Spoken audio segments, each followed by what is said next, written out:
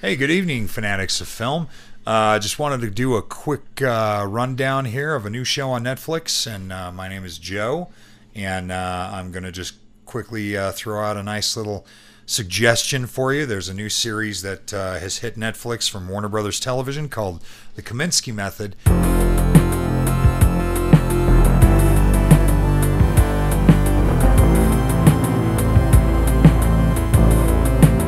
It is created by Chuck Lorre, who gave us shows like Two and a Half Men and The Big Bang Theory. However, it is completely different than any of those shows that he's ever done. It stars veterans Michael Douglas and Alan Arkin, as well as Nancy Travis, and a nice cameo by Danny DeVito in an episode. Of course, Danny DeVito and Michael Douglas had been in Romancing the Stone, The Jewel of the Nile, and The War of the Roses together, so that was kind of nice to see them together in after all these years. Love that. That's great. Yeah, The War of the Roses is great. Really tragic comedy. But Michael Douglas also serves as a producer. This caught me completely by surprise. I didn't realize that this was in the works. Hadn't really seen much promotional material, and it just dropped this weekend along with the new Coen Brothers film, The Ballad of Buster Scruggs. I just wanted to throw out how really enjoyable this 8-episode first season was, and I hope they do get a second season. Michael Douglas plays a acting coach who never really had an acting career. His best friend is also his agent, played by Alan Arkin. Two fantastic veterans who just work so well together. It is definitely a comedy about age and about getting older. Especially men getting older and having to deal with those problems that men sometimes have to deal with, such as things I don't want to look forward to, but things like prostate problems and such. It's very frank and very mature, and it's often hilarious. There are bittersweet moments, and there are some extremely wonderful performances, especially the chemistry between these two. I've been a fan of Michael Douglas for a long time. I love films like The Game, and I love that movie. The Game is so good. What was it? Of course, Basic Instinct is a freaking masterpiece. Yep. If you people made fun of it a ton in the '90s. They made fun of that thing, but Basic Instinct is a fucking masterpiece. The score is incredible. Yeah. Basic Instinct, Joe Esterhaus, man, what a killer script by Joe Esterhaus. It just so good. That's why it did get parodied, is because it was like The Crying Game. It was one of those movies that caught you by surprise with its twists and turns, and it's not predictable, and it's just really awesome. And just like The Game.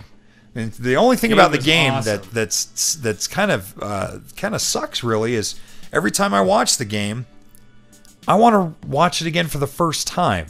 Because when I rewatch it now, knowing what the story is, you catch all the nuances and all the clues. But the first time you saw that movie, you were like, "What the hell?"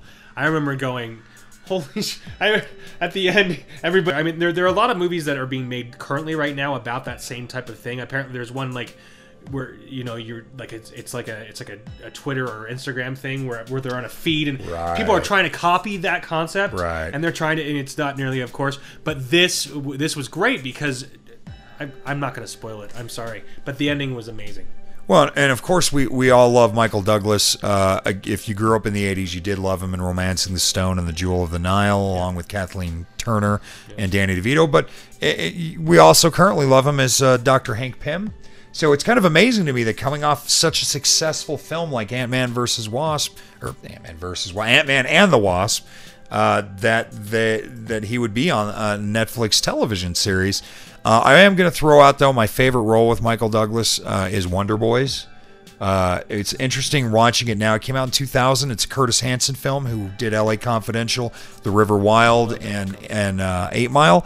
L.A. Confidential is one of my all-time favorite films. Yeah, that's great. Guy Pearce, right? Guy Pearce? Guy Pearce. Like one of Guy Pearce's big... It was his American debut. That was, he was fantastic in that. Dude, Guy Pearce and Russell Crowe's American accents were really good. Right? Yeah. Because I didn't know that Guy Pearce at the time was Australian. Well, I didn't know. Australian-born English. I didn't know that. I didn't either. In fact, I didn't even know that I had previously seen him in Priscilla, Queen of the Desert. It just blew me away. But cool thing about Wonder Boys, it has 3 Marvel actors in it prior to Marvel. You've got Michael Douglas, Ant-Man, Robert Downey Jr., and Tobey Maguire. And it's a wonderful film. Frances McDormand, Katie Holmes, Rip Torn, Richard Thomas. Like, it's a great film. If you haven't seen it, I suggest you watch it. But I love Michael Douglas. I love Alan Arkin. If you've seen films like The In-Laws or So I Married an Axe Murderer, Grosse Point Blank, The Rocketeer, Edward Scissorhands, this man is just a marvel to watch. And of course, Nancy Travis from So I Married an Axe Murderer. I can't recommend this enough. I watched all 8 episodes yesterday afternoon, actually, on a lazy Sunday. I had some plans fall through, and I thought, I'll give it a try. Watched 1 episode, and next thing I know, it was 2.5 hours later, and I'd finished it. And basically, it does feel like less like a sitcom, more like a 2.5 hour movie that just has 8 chapters to it. I think it's a rewarding experience if you're looking for something new and kind of fun to watch, and you enjoy stories with about the industry and about acting and things. It's worth it, and it's got a lot of there are few touchy-feely moments, but overall, it's really hilarious.